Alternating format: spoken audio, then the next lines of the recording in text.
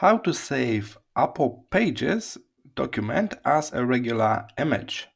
To do that, head to File at the top left. Instead of clicking on Save button, we need to search for Export to. And go a bit down, Images. That's the pop-up menu we need to open. So Export to Images, and from here we can adjust the format.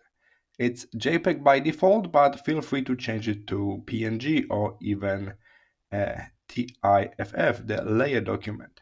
So I will change to PNG to avoid compression, and then I will click Save. As you can see, after I save my document, I got actually two pictures because my document got 2 pages. So each page will be saved as an image, just like that. So remember, instead of saving, head for File, Export to, Images.